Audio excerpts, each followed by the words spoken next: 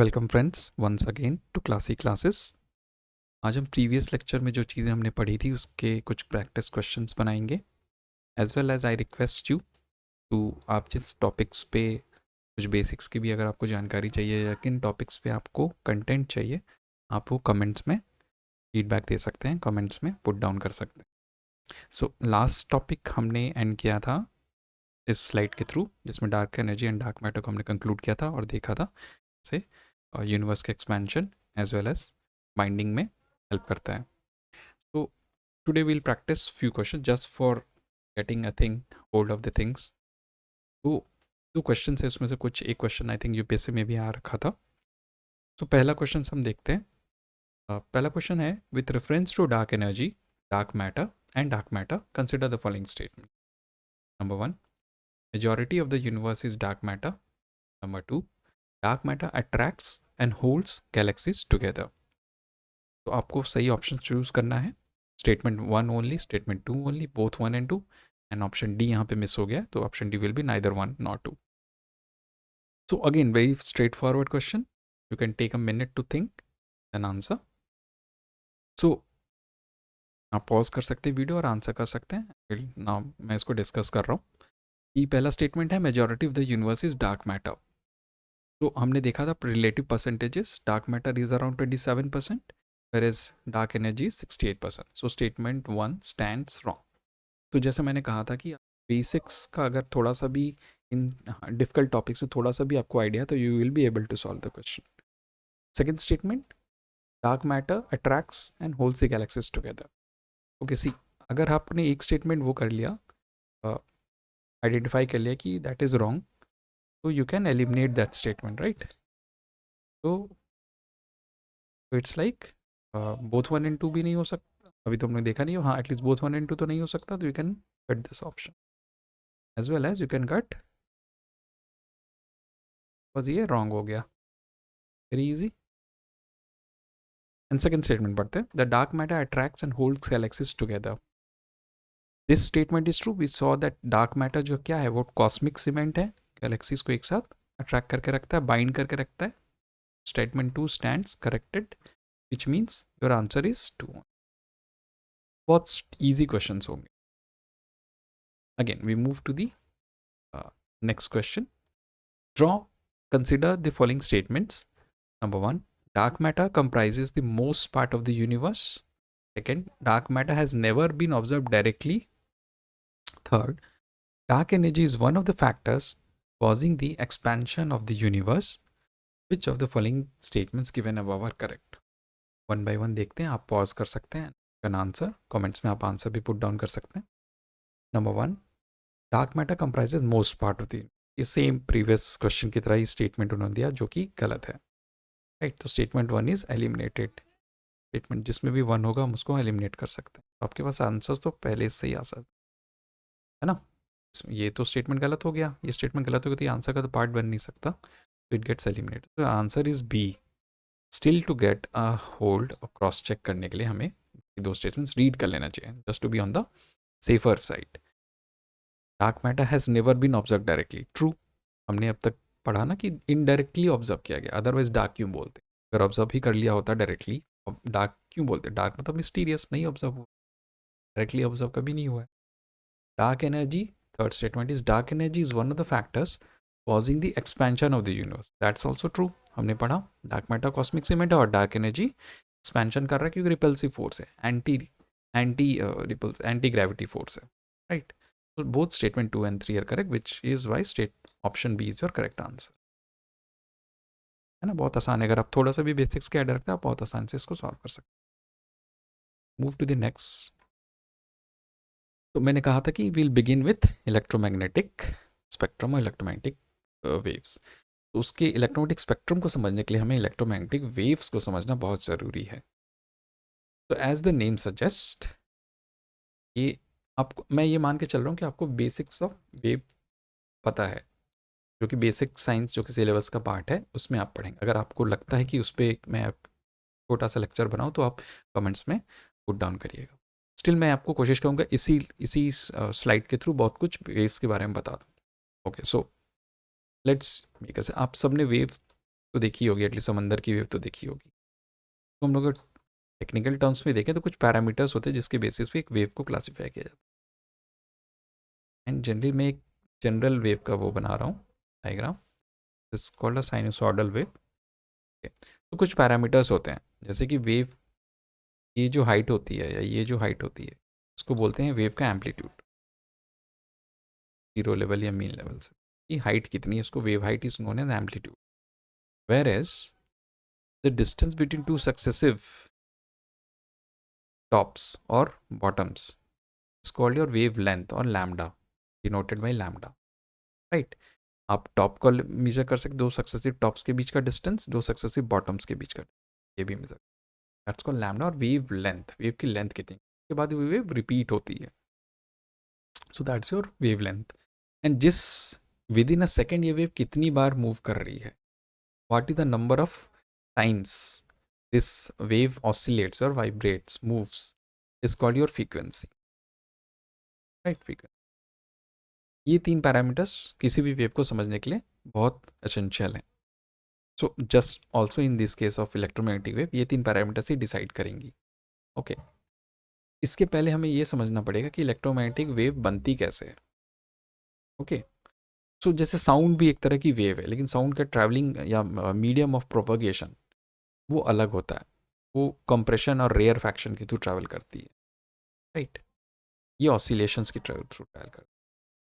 जैसे स्ट्रिंग, आपने एक धागे को अगर बांध दिया एक जगह से, एक एंड से दूसरे एंड से आप उसको झटका देते हैं तो एक इस तरह की वेव क्रिएट होगी, उसका भी कुछ एक हाइट होगा, एम्पलीट्यूड बोलेंगे, एंड जो जो सक्सेसिव हाइट्स के बीच का डिफरेंस होगा इनको क्रेस्ट बोला जाता है, और जो बॉटम्स होते हैं इनको ट्रफ्स बोला जाता है, क्रेस्ट एंड ट्रफ। तो इलेक्ट्रोमैग्नेटिक वेव कैसे बनती है, see as the name suggest there is an electric component and there is a magnetic component, ये दोनों मिलके इलेक्ट्रोमैग्नेटिक वेव, ओके। तो इलेक्ट्रिक कंपोनेंट कैसे बन सकती है, जो इस वेव का जो इलेक्ट्रिक कंपोनेंट होता है that is form by charge particle. अब चार्ज पार्टिकल क्या होते हैं, electron protons, so it will be created by the charge particles like electrons and protons. See when a charge is in a moving state, कोई अगर charge move कर रहा है तो it will create a moving electric field या electric field around us instead of a static field. Static field मतलब जो stagnant है या स्टेशनरी है, moving field is created by a moving charge. इस इलेक्ट्रोमैग्नेटिक वेव का जो इलेक्ट्रिक फील्ड है वो क्रिएट कैसे होता है, इलेक्ट्रॉन या प्रोटॉन की मूवमेंट से या मैनिपुलेशन से, राइट। सिमिलरली जो इसका मैग्नेटिक कॉम्पोनेंट है वो कैसे क्रिएट होगा, वो मैग्नेटिक फील्ड के मूवमेंट से क्रिएट, ओके। मैग्नेटिक करंट जब मूव करेगी तो मैग्नेटिक फील्ड क्रिएट करेगी, राइट। तो यहाँ पे इस स्लाइड में बेसिकली यही चीज़ को एक्सप्लेन किया गया है। तो अगर हम लोग उसको रीड करते हैं, we say that that electromagnetic energy consist of changing magnetic और and electric field, that's why इसको इलेक्ट्रोमैग्नेटिक फील्ड और इलेक्ट्रोमैग्नेटिक एनर्जी। बेसिकली वेव क्या होता है ना, वेव एनर्जी को ट्रांसपोर्ट करती है without transport of matter.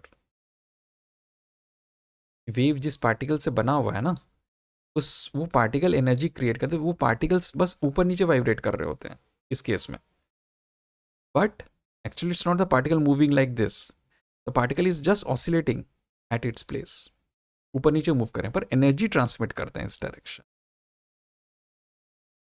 Okay. सो इस केस में भी जो फोटोन्स हैं वो एनर्जी ट्रांसपोर्ट कर रहे हैं, right. So here electromagnetic energy consist of changing magnetic electric fields that transfer electromagnetic energy, ये एनर्जी जो ट्रांसफर हो रही है इलेक्ट्रोमैग्नेटिक एनर्जी है, राइट। जैसे कि मैंने कहा positive charge can create electric field और a charge space, static field होगा वो उसको चार्ज स्पेस सराउंड्स इट। अगर उस चार्ज स्पेस को हम मैनिपुलेट, उस चार्ज पार्टिकल को हम मैनिपुलेट करते हैं, then it becomes an electric field, moving electric field, जो कि हमें चाहिए। Similarly magnetic currents can also create magnetic fields. Magnetic field changes can occur when the magnetic current is oscillating. Same, आप magnetic current को oscillate करवा दीजिए तो magnetic field में, या मैग्नेट को, जैसे आपने सबने मैग्नेट्स तो देखा ही होगा, राइट। तो इलेक्ट्रोमैग्नेट, अगर आप हम लोग इलेक्ट्रोमैग्नेट कैसे बनाते हैं, हम लोग किसी सॉलिनॉइड या आयरन कंपोनेंट के अराउंड वायर्स रैप करते हैं एंड उसमें से इलेक्ट्रिसिटी पास करते हैं तो वो इलेक्ट्रोमैग्नेट की तरह बिहेव करने लगता है, वो आयरन रॉड या आयरन ऑब्जेक्ट, राइट। सिमिलरली अगर हम मैग्नेट को बहुत हाई स्पीड से मूव करें तो अपने अराउंड मैग्नेटिक फील्ड वो क्रिएट करेगा. Okay, and these magnetic field and electric field एक दूसरे को इन्फ्लुएंस करते हैं, एक दूसरे को इन्फ्लुएंस करते हैं. So if one is increasing other will be affected, one is decreasing other will be affected, right? So this magnetic field and electric field, they travel in perpendicular planes. आगे के ऐसे कुछ मूवमेंट होता है, इस picture से ही समझते हैं. This is electric field and this is your magnetic field. ये देखिए दोनों परपेंडिकुलर प्लेन्स में है, एक वाई एक्स वाई प्लेन में है इलेक्ट्रिक फील्ड एंड एक जेड एक्स प्लेन में है, that is your magnetic field. ये लाइन्स आप देख सकते हैं. Right, so this magnetic field is being in this fashion, right, in this fashion.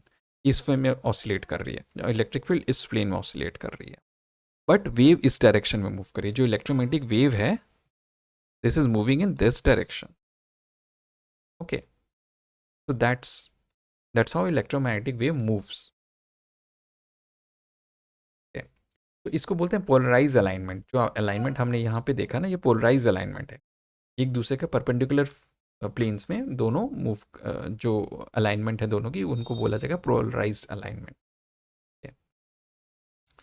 सो इन जो इलेक्ट्रिक एंड मैग्नेटिक प्रोपगेशन इस वेव्स में होती हैं, यही एसेंशियल कंपोनेंट्स हैं electromagnetic.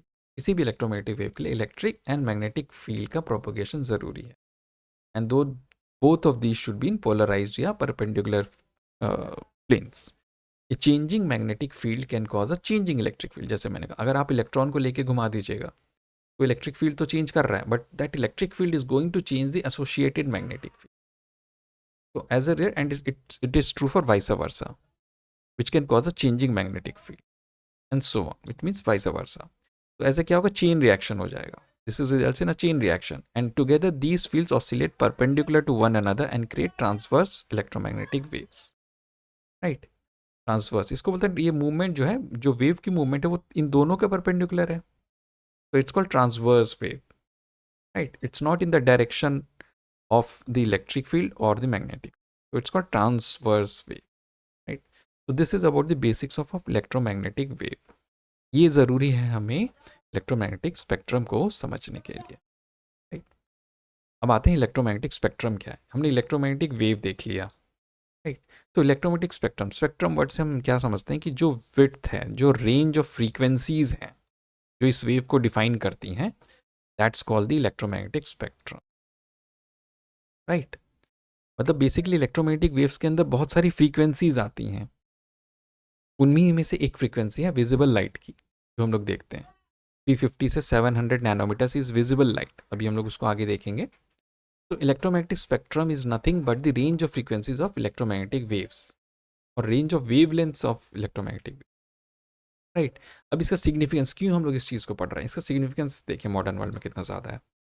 Electromagnetic anything, electromagnetic spectrum basically, electromagnetic wave जो है वो बेसिकली लाइट वेव है. But not all light waves can be seen by the human I. Only the visible light wave that we are able to see is called visible light or visible spectrum. Right, but electromagnetic energy, because of its significance, we will see that it is powering the modern world. जितनी भी चीज़ें, technology हम लोग देखते हैं at present, right from computers, cell phones, microwave use होता है, और your electromagnetic technology, induction, right, Bluetooth, GPS, your oven, OTG, your microwave, right, इन सब में, ब्लूटूथ में भी माइक्रोवेव फ्रीक्वेंसी या रेडियो फ्रीक्वेंसी यूज़ होती हैं. Your internet, wifi, radio frequencies use होती हैं. जीपीएस में, right, all this is possible because of electromagnetic waves और इलेक्ट्रोमैग्नेटिक स्पेक्ट्रम. सैटेलाइट का इमेज आप जो देखते हैं कि हाँ फॉग है, foggy condition, that is possible because of electromagnetic spectrum. Like planes can use radar. Radar में क्या होता है, रेडियो वेव्स यूज़ होती हैं. अदरवाइज क्या, दिन में तो आप देख सकते हो प्लेन को, पर रात में कैसे देखोगे, तो उसके लिए आपको चाहिए radio waves, that is being used in radar. तो हमारे प्लानट को समझने के लिए, स्पेस को समझने के लिए इसकी नॉलेज बहुत ज़रूरी है, इलेक्ट्रोमैग्नेटिक स्पेक्ट्रम की नॉलेज बहुत ज़रूरी है.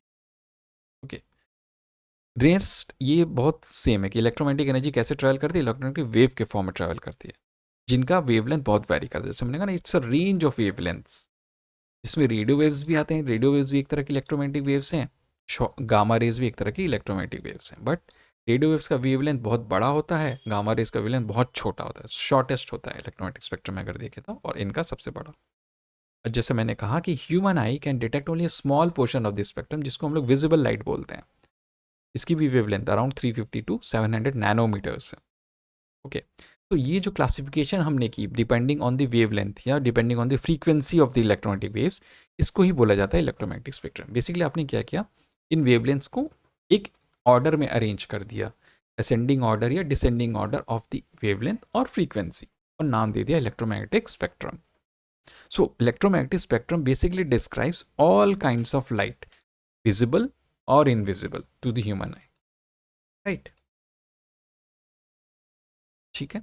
Then electromagnetic radiation like space में कैसे ट्रैवल करती है, इसको कोई मीडियम नहीं चाहिए होता है। साउंड को एक मीडियम चाहिए, साउंड को आप एयर में ट्रैवल करा सकते हो, आप साउंड को वाटर में ट्रैवल करा सकते हो, सॉलिड्स में ट्रैवल करा सकते हो, but you cannot make sound travel in space.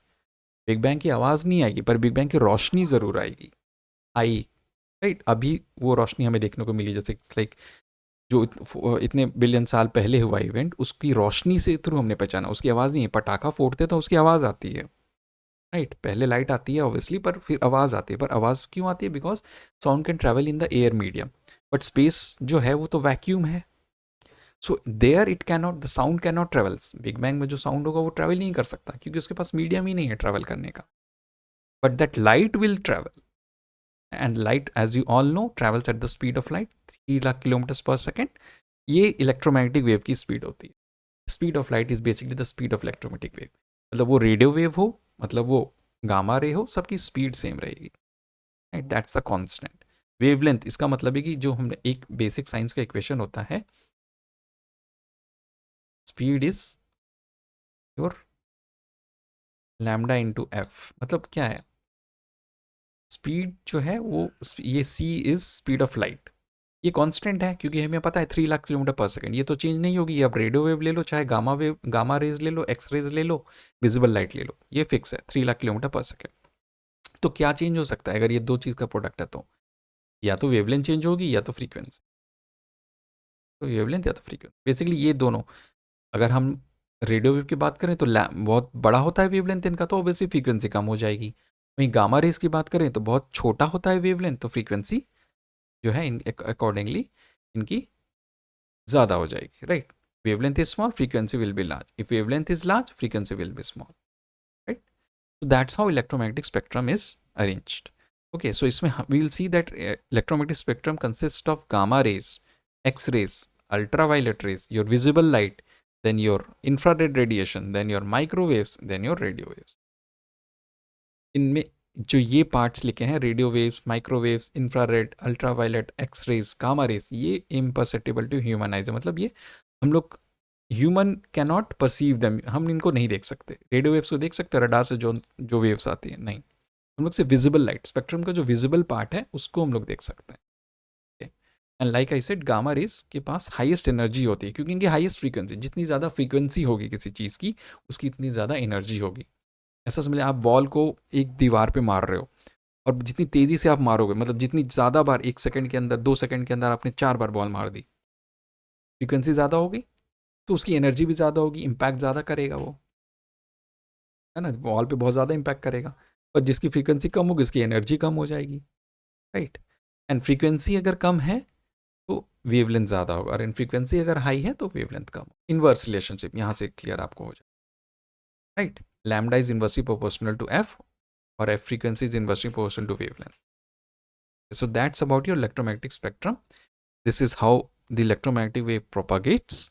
And अब इसके बारे में हम लोग थोड़ा देखते हैं, इस डायग्राम से इसको समझने की कोशिश करते हैं। बेसिकली इसमें क्या क्या चीज़ें आती हैं, जैसे मैंने कहा ना, इसमें रेडियो वेव से लेकर गामा रेज तक की वेवलेंथ्स आती हैं। गामा रेज, ये electromagnetic spectrum is consist of these waves. ये all of these waves make it a point to note down that all of these waves travel at the speed of light. जो मैंने कहा ना कि speed fix है, light की speed पे ही travel करती हैं, बट फ्रीक्वेंसी चेंज हो जाएंगी या वेवलेंथ चेंज हो जाएगा। तो यहाँ पे जैसे मैंने लिख दिया वेवलेंथ, देखिए wavelength, this is all in metres है, वेवलेंथ इज इन मीटर्स। क्या है? 10⁻⁻12 मीटर। कितना छोटा वेवलेंथ यहाँ पे देख सकते हैं, बहुत ही छोटा वेवलेंथ। वेरेज रेडियो वेव्स एकदम एक्सट्रीम एंड पे आ जाइए। एक हमने गामा देखा 10³ मीटर्स, मतलब 1 किलोमीटर होता है रेडियो वेव का जो वेवलेंथ होता है, right. And that's why we use radio और माइक्रोवेव्स इन सेल फोन्स, है ना। वो टावर, आपका टावर घर के ऊपर तो टावर नहीं लगा है, हाँ, तो आपका जो नियरेस्ट टावर है वहाँ तक जाने के लिए एटलीस्ट वेवलेंथ ठीक ठाक होनी चाहिए ना, तो इसलिए वी यूज माइक्रोवेव। ये 10⁻⁻1 मीटर, 1/10 ऑफ ए मीटर, ये ऑलमोस्ट 1 किलोमीटर रेडियो वेव्स का। तो देखे होंगे कि आप यूएस का भी रेडियो चैनल, कहीं भी दुनिया में कहीं भी रहें, रेडियो चैनल आप इजीली ट्यून इन कर सकते हैं, बिकॉज इसकी वेवलेंथ इतनी बड़ी है, राइट। वेरेज अगर 5G टेक्नोलॉजी देखें तो वहाँ की वेवलेंथ थोड़ी कम होती कंपेयर टू 4G टेक्नोलॉजी, तो we need more number of towers. 5G का सिग्नल स्ट्रेंथ आप अगर देखेंगे तो बहुत कम होता है compare to 4G, right. So ये gamma ray, then we have X-ray, then we have ultraviolet, then we have visible light, then we have infrared, then we have microwave, then we have radio. This is arranged, these components of electromagnetic spectrum is arranged in an ascending manner of wavelength. और obviously अगर wavelength में ascending manner में arranged है तो frequency के terms में descending manner में arranged है, मतलब इसकी फ्रीक्वेंसी सबसे छोटी है, राइट। इसकी फ्रीक्वेंसी सबसे ज़्यादा है, I beg your pardon, wavelength के टर्म ये सबसे छोटी वेवलेंथ है तो फ्रीक्वेंसी सबसे ज़्यादा होगी, देख ही सकते हैं यहाँ पे इतनी छोटी वेवलेंथ है, और यहाँ तक आते आते स्ट्रेच होके इतना बड़ा वेवलेंथ हो गया, राइट। अनदर कॉम्पोनेंट, इसका साइज देख लीजिए, गामा रेज का साइज एक एटॉमिक न्यूक्लियस के साइज के बराबर होता है, मतलब जो इसकी वेवलेंथ की साइज होगी। एक्सरे का एटम्स के साइज में, न्यूक्लियस एंड एटम, न्यूक्लियस कहाँ होता है, एटम के अंदर होता है, तो इसका मतलब और छोटा है, gamma is further smaller than X ray. Similarly ultraviolet molecules atom से बना होता है, थोड़ा सा बड़ा हो गया। अमीबा, बैक्टीरिया, प्रोटोजोन के साइज का होता है विजिबल, जो हम लोग देख पाते हैं, 5 × 10⁻⁶ मीटर्स। इंफ्रारेड जो हम लोग नहीं देख पाते हैं लेकिन कुछ स्पेशल डिवाइसेस के थ्रू हम लोग देख सकते हैं। माइक्रोवेव जो माइक्रोवेव में यूज़ होता है वो हनी बी के साइज़ का होता है, ह्यूमंस के साइज़ का होता है, जो सेलफोन्स में यूज़ होता है। रेडियो वेव्स, बिल्डिंग जो ना 1 kilometre, almost in the range of 1 kilometre building की जो हाइट होती है, राइट, हाई ऊंचे बिल्डिंग की बात कर रहा हूँ। और ये आप इस रिलेशनशिप को आराम से समझ सकते हैं। शॉर्टेस्ट वेवलेंथ तो एनर्जी क्या होगी, हाईएस्ट फ्रीक्वेंसी हो जाएगी, वेवलेंथ और फ्रीक्वेंसी का इन्वर्स रिलेशनशिप, तो एनर्जी ऑब्वियसली ज़्यादा हो जाएगी, फ्रीक्वेंसी ज़्यादा है तो इन्वर्स एनर्जी ज़्यादा होगी, ये सिंपल रिलेशनशिप है। एनर्जी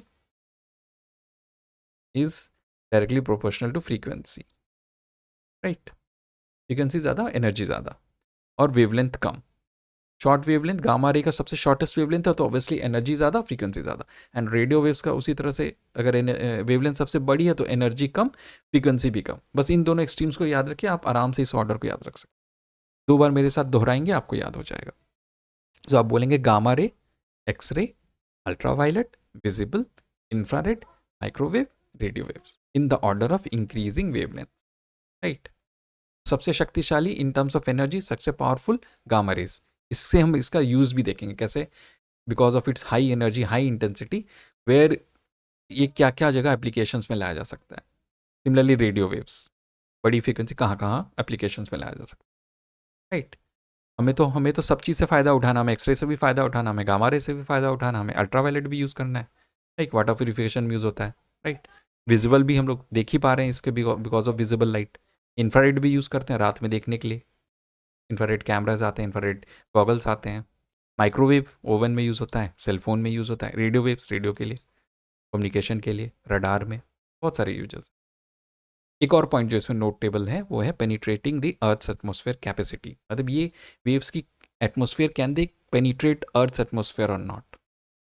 सी यहाँ तक gamma ray, X ray, even ultraviolet, they can not penetrate earth's atmosphere. अब अल्ट्रावायलेट क्यों नहीं करता, आप मुझे आराम से बता सकते हैं। बहुत बार नाम सुना है हमने, क्योंकि हमारे स्ट्रेटोस्फेयर में एक परत है, एक लेयर है जिसको बोलते हैं ओजोन लेयर, ये अलाउ ही नहीं करता अल्ट्रावायलेट को अंदर जाने के, पर उसमें भी हमने क्या कर दिया है, छेद करना चालू कर दिया है, राइट। कैसे, वो हम लोग पढ़ेंगे इन्वायरमेंट में, right. So technically ultraviolet will not penetrate the earth atmosphere. See visible, sun से जो लाइट आती है हम लोग देख पाते हैं, इसका मतलब विजिबल लाइट तो पेनिट्रेट करता है अर्थ के एटमॉस्फेयर पे, कुछ हिस्सा नहीं करता। ये कौन सा हिस्सा हम लोग देखेंगे, जो रेड लाइट की तरफ जो हिस्सा है ना, ऑरेंज की तरफ, वो पेनिट्रेट नहीं कर पाता, बहुत कम। ये this is like grey, because some part of it penetrate, some part of it doesn't, इसलिए ग्रे किया गया है। जो नहीं करता है वो ब्लैक में है, एन मतलब नो। जो विजिबल पार्ट है जो कर पाता है वो yes white. Again see radio waves they can penetrate. हम लोग हैं ना क्यों रेडियो ट्रांसमिशन पॉसिबल ही है, because there is a layer जहाँ से रेडियो वेव्स रिफ्लेक्ट हो जाती हैं, थर्मोस्फेयर से रेडियो वेव रिफ्लेक्ट होकर वापस आ जाती हैं। अब यूएस से रेडियो चैनल जो यूएस का है वो सिग्नल भेजता है, रेडियो सिग्नल, और आप इंडिया में उस सिग्नल को रिसीव कर लेते हैं। एटमॉस्फेयर उसको अलाउ करता है कि आप डिफरेंट लेयर्स के थ्रू पास करो और थर्मोस्फेयर से थ्रू रिफ्लेक्ट कर लो आईने की तरह, और हम लोग देख सुन पाते हैं, सॉरी। ओके, सिमिलरली माइक्रोवेव, अब यहाँ पे ये हिस्सा नोटेबल है, इंफ्रारेड नहीं पेनिट्रेट कर पाता है। इंफ्रारेड जो होता है ना, ये लॉन्ग वेव रेडिएशन है। आपने नाम सुना होगा, जो सन से जो लाइट आती है वो अर्थ को हीट करती है दिन में, पर रात में जो वो लाइट रिफ्लेक्ट बैक होती है, लाइट इन द सेंस वो हीट, अर्थ हीट हो गई तो अब अर्थ से जो हीट रिफ्लेक्ट हो रही है, इंफ्रारेड बेसिकली हीटेड, किसी भी हीटेड चीज़ से अगर लाइट एनर्जी निकल रही है वो इंफ्रारेड एनर्जी के फॉर्म में जा रही है, इंफ्रारेड वेवलेंथ में जा रही है। जैसे आपने हीटर गर्म किया और बंद कर दिया, तो ऐसा तो होता नहीं कि बंद किया और तुरंत ही उसमें से हीट आना बंद हो जाता है। आप फील कर सकते हो कि उसमें से हीट तब भी आ रहा होता है, पर वो अब ग्लो नहीं कर रहा होगा। अगर वो कॉइल हीटर है तो देख रहे हो आप, उसमें ग्लो नहीं रह जाएगा क्योंकि आपने बंद कर दिया है, पर उसकी हीट आएगी बहुत देर तक। वो हीट इंफ्रारेड की वजह से विजिबल नहीं है ना, वो आपको हीट तो दिख नहीं रही है, राइट, तो वो इंफ्रारेड। सिमिलरली अर्थ के साथ भी यही चीज़ होती है, अर्थ हीट हो गई, रात में जब वो रेज वापस जा रही है वो इंफ्रारेड के फॉर्म में जा रही है, लॉन्ग वेव रेडिएशन के फॉर्म में जा रही है। और आपने एक चीज़ सुनी होगी, ग्लास हाउस। हमारा एटमॉस्फेयर यहाँ पे क्या लिखा है, अर्थ का एटमॉस्फेयर इंफ्रारेड को अलाउ नहीं करता है पेनिट्रेट करने के लिए, तो ये इंफ्रारेड जाके हिट करती है अर्थ के एटमॉस्फेयर पे, फिर वापस लौट आती हैं, रिफ्लेक्ट हो जाती हैं वापस बैक, फिर ऐसे ही हीट करती हैं, फिर वापस आ जाती हैं। अब देख सकते हैं अर्थ क्या है, इनसे बार बार गर्म होती जा रही है। ये ग्लास हाउस की तरह काम करता है हमारा एटमॉस्फेयर इंफ्रारेड रेडिएशंस के लिए। दिन में जो सनलाइट आई वो तो नॉर्मल आ गई यहाँ पे, यस आप देख सकते हैं विजिबल, पर जो रिफ्लेक्ट हो रही है क्योंकि अर्थ गर्म होगी, किसी भी गर्म चीज़ से निकली हुई जो रेज होंगी वो इंफ्रारेड रेंज में जाएंगी, और उनको अर्थ एटमॉस्फेयर बोलेगा ना बाबा तू नहीं जा सकता है, वो कैद हो गई। अब वो बार बार रिफ्लेक्ट होकर वापस आ रही हैं, जा रही हैं वापस आ रही, जा रही वापस आ रही, क्या हो रहा है, धरती गर्म हो रही है, जिसको हम लोग बोलते हैं ग्लोबल वार्मिंग। इसकी वजह से ग्लोबल वार्मिंग, ग्रीन हाउस इन्हीं के एक आउट रिजल्ट है, वो है green house warming of earth, global warming of earth. उनमें कुछ गैसेज रिस्पॉन्सिबल, जैसे वाटर वेपर क्या है, इंफ्रारेड को एब्जॉर्ब कर लेता है, यही जो गर्मी निकल रही है अर्थ के एटमॉस्फेयर में जो वाटर वेपर प्रेजेंट वो इनको एब्जॉर्ब कर लेता है, फिर ट्रैप कर लेता है, तो अर्थ को और गर्म बनाता जाता है, रिजल्टिंग इन ग्लोबल वार्मिंग। यही तो हमारा सबसे बड़ा चैलेंज है 21st सेंचुरी का, ग्लोबल वार्मिंग। टेम्परेचर कैसे 2 डिग्री सेल्सियस के अंदर रखें, right. So this atmosphere acts as a blanket for the infrared, बाहर नहीं निकलने देता, एक बार ट्रैप हो गई हीट और गर्म बनाता जाता। कुछ गैसेज इसके लिए रिस्पॉन्सिबल हैं जिनको बोला जाता है ग्रीन हाउस गैसेज, हम लोग पढ़ेंगे उसको इन्वायरमेंट में। अभी आई थिंक ये कॉन्सेप्ट आपको समझ में आएगा क्यों अर्थ का ग्लोबल वार्मिंग फेनोमेना हो पा रहा है। जो हमें ज़रूरी चीज़ है उसका एक आउटकम है ये।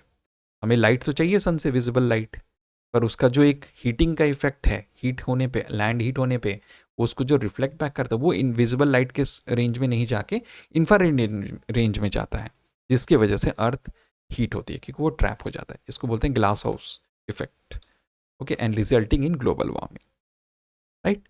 आई think this concept will be very much clear to you now, इसे आप भूलेंगे भी नहीं। अब कुछ यूजेस देख लेते हैं, बिना इलेक्ट्रोमैग्नेटिक वेव के यूजेस जाने तो ये बेकार है। तो यूजेस मैंने बोला मॉडर्न टेक्नोलॉजी में इट्स बहुत ज़्यादा यूज़ है, बहुत ही ज़्यादा यूज़ है, राइट फ्रॉम, जैसे यहाँ पे देखिए मैंने सबके लिए एक डायग्राम बना दिया है। वेवलेंथ देखिए, रेडियो वेव्स लंबे वेवलेंथ, ह्यूज वेवलेंथ, कहाँ यूज़ हो रही है, रेडियो में, ब्रॉडकास्टिंग में, राइट।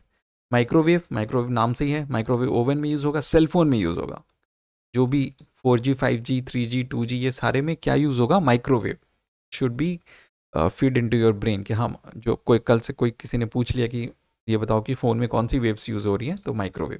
बेसिकली आपके फ़ोन के अंदर जो चिप लगा हुआ है वो माइक्रोवेव्स सिग्नल को कैप्चर करता है और रिफ्लेक्ट करता है, आई मीन ट्रांसमिट करता है, ट्रांसमीटर ही तो है ना। सो टेलीफोन में यूज़ हो गया, रडार में यूज़ हो गया, मैंने कहा ना रडार में भी बोलने के लिए रडार में radio waves, microwaves and radio waves का वेवलेंथ बहुत क्लोज बाई है, राइट। तो रडार में यूज़ हो गया, कुकिंग में यूज़ हो गया, टेलीफोन में यूज़ हो गया, कुकिंग मतलब यहाँ माइक्रोवेव में, right, and other signals. In fact next come to infrared. जैसे मैंने बोला ना, ये क्या है, रेडिएटर है। अब इसमें लाइट तो नहीं निकलती, लेकिन ये हीट रेडिएट करता है। ऑयल हीटर आपने देखा होगा, या बहुत कॉमन है, आपने अगर बाइक का इंजन देखा होगा तो उसमें इस तरह के फिन्स बने होते हैं। वो किस लिए होते हैं कि इंजन में इतनी जो हीट प्रोड्यूस होती है उसको ये रेडिएट कर देता है, इसलिए इसको बोलते हैं रेडिएटर। तो कोई भी हीट का सोर्स है ना, वो इंफ्रारेड वेव एमिट कर रहा है। कोई भी हीट का सोर्स आप आंख मूंद करके बोल सकते हैं। मैंने आपको हीटर का एग्जांपल दिया कि आप हीटर बंद कर दो तो उसमें से तब भी तो हीट निकल रही होती है, वो हीट इंफ्रारेड के फॉर्म में है। दिख तो नहीं रही है, तो बोला विजिबल लाइट ही सिर्फ दिखती है, इंफ्रारेड हमें नहीं दिखेंगी। उसके लिए आपने इंफ्रारेड चश्मा लगाया तो आपको दिखेंगी वो, राइट। तो कोई भी इंफ्रारेड है वो that is emitted from, transmitted from heat source. Sun से भी जो है वहाँ से भी आती है, फायर आग लग गई वहाँ से भी आती है, रेडिएटर जैसे इस केस में है। इनफैक्ट जो हमारा रिमोट होता है टीवी का, उसमें इंफ्रारेड यूज़ होता है। हाँ यार, आप देखेंगे अगर पुराने स्टाइल ज़माने के जो टीवी हैं उसमें जो रिमोट आप दबाएंगे एक लाल ऑरेंज रेड कलर की लाइट निकलती है, राइट। तो इन remotes also infrared is use. फिर विजिबल लाइट जो कि हम लोग देख सकते हैं, जिसको हम लोग विबग्योर बोलते हैं। आप ये स्पेक्ट्रम पूरा देख सकते हैं, वायलेट से violet, indigo, blue, green, yellow, orange, red, VIBGYOR. जिसकी वजह से हम लोग देख सकते हैं विजिबल लाइट जो है इलेक्ट्रोमैग्नेटिक वेव का जो वो कंपोनेंट जिसकी वजह से हम लोग देख सकते हैं कुछ भी चीज़ को। फिर आ जाते हैं अल्ट्रा वायलेट। आप ये भी गौर करते हैं कैसे वेवलेंथ घटती जा रही है, स्मॉल होती जा रही है, छोटी होती जा रही है।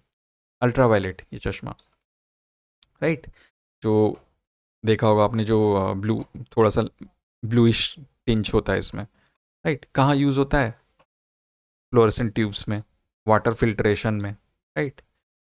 इंसेक्ट्स को वो करने के लिए यूज़ होता है, मारने के लिए बहुत सारे इसमें। Then absorb by the skin, जिसकी वजह से स्किन कैंसर होता है। अगर हमारे एटमॉस्फेयर में ओजोन लेयर नहीं होती स्ट्रेटोस्फेयर में, तो फिर स्किन कैंसर बहुत कॉमन हो जाता है और लाइफ एग्जिस्ट ही नहीं करती, राइट। तो अल्ट्रा वायलेट ये हो गई।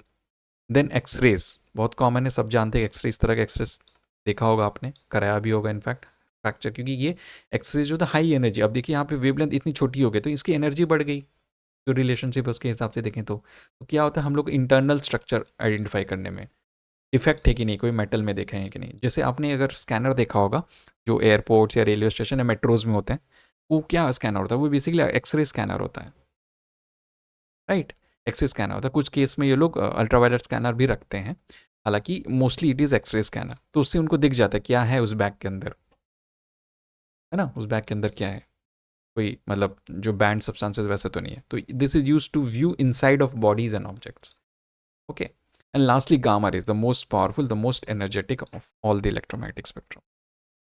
ये कहाँ यूज होंगी, क्योंकि एनर्जी इतनी ज़्यादा है, they can be use to kill the cancerous cells, जो अनडिजायर्ड सेल्स है, जो अनडिजायर्ड ग्रोथ है, जो कैंसर है, उसको ट्रीटमेंट, उसके ट्रीटमेंट में हम लोग गामा रेज यूज़ करते हैं, उस सेल को मार देते हैं इसकी एनर्जी के through. That's the use of gamma rays. तो इस डायग्राम को आपको अच्छे से समझना है, देखना है।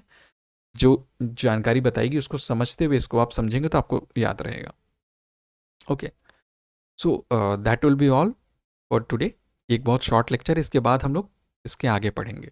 सो एनी जिस टॉपिक पे आपको वीडियो चाहिए या कुछ बेसिक्स पे भी रिलेटेड चाहिए वीडियो, तो आप कमेंट्स में लिख सकते हैं, and we'll practice from there onwards. अब इसके बाद हम लोग इसके आगे बढ़ेंगे स्पेस टेक्नोलॉजी में।